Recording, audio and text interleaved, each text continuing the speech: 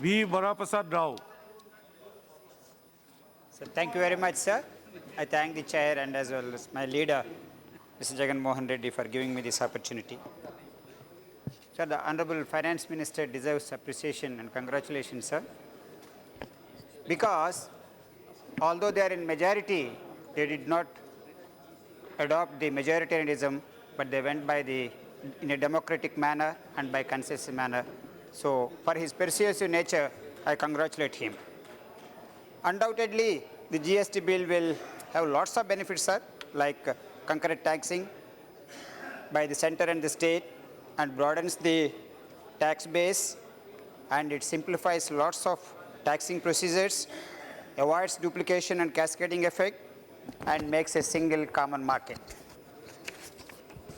And it's also good that the GST bill has contemplated to dispense with the concept of declared goods of special importance, which we all felt that it was necessary, so therefore good thing has been done.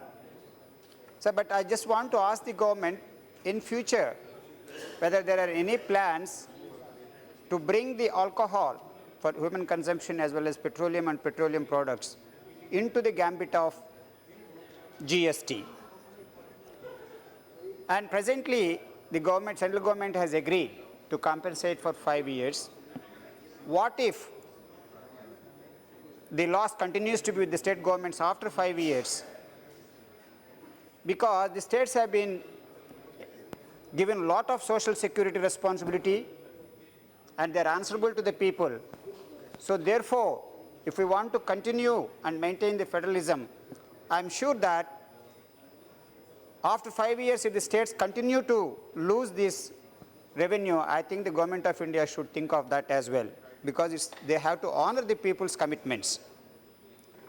So one more challenge is still there with the government of India now, Union, is this categorization of the commodities as well as the companies, whether it is 90-10 or 50-50, and less than 1.5 crores and above 1.5 crores is extremely challenging. I wish that the government of India should have brought this bill after resorting this very important issues like this categorization and fitment of the commodities. So the government now is considering for everything that whenever there is a compensation to be paid for the state governments because of the loss of revenue in the process, for everything it is considering that the additional cess on demerit and sin products. But it's extremely small, sir. Either the luxury cars or the tobacco products, all these things will be very small.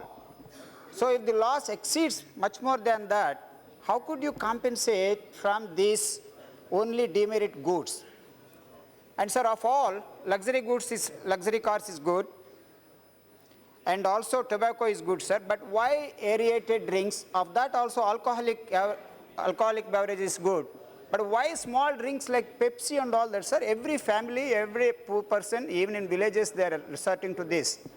So putting on the additional cess on these aerated drinks, particularly non-alcoholic beverages, I think the government should reconsider that, because a common man also takes it in so much quantities.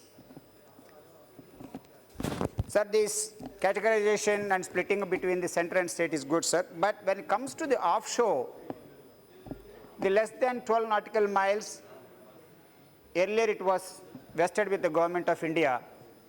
Now you are giving the powers to the state government.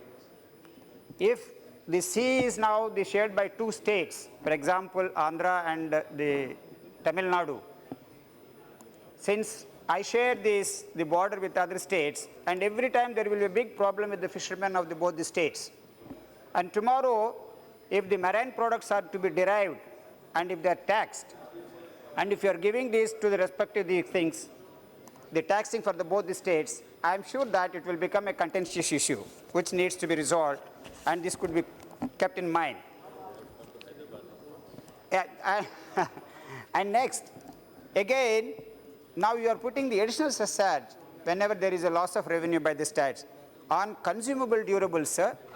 So consumable durables includes a small fridge and the AC and all that. And a middle class man is also availing of these facilities these days. So putting on this additional cess, maybe I think should relook at that issue. As of now, the tax on these additional cess and the basic tax comes together as much as 48%. I think government should relook at the issue. So presently the tax base is about 9 lakh crores. In the federal system, usually till now, the base is shared by the government of India as well as the state government 50-50. But now with this GST and the entire the base is likely to go to the government of India. In the long run, the federalism concept may disappear as far as the financial matters are concerned.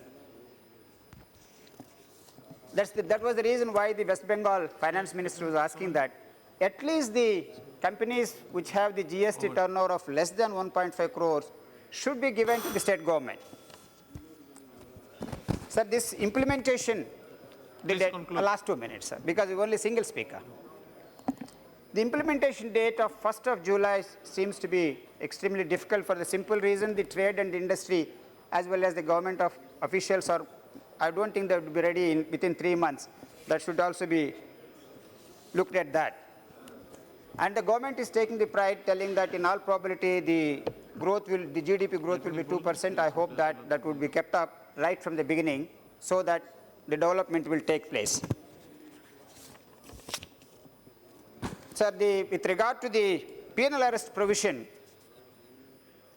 when there is evasion of 2 crores also, the non-bailable warrant for more than 2 crores, I think that we should not be lenient on the people who will be the tax defaulters. We should be tough because every time the finance minister has been telling that India is a non-tax compliant country. So therefore, stiff rules are required.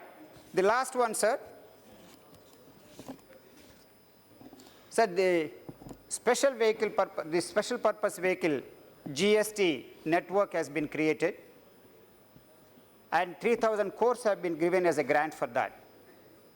And we should not forget that 51% of these are going to be held by the private companies where these people behind are the foreign institutional investors, sir.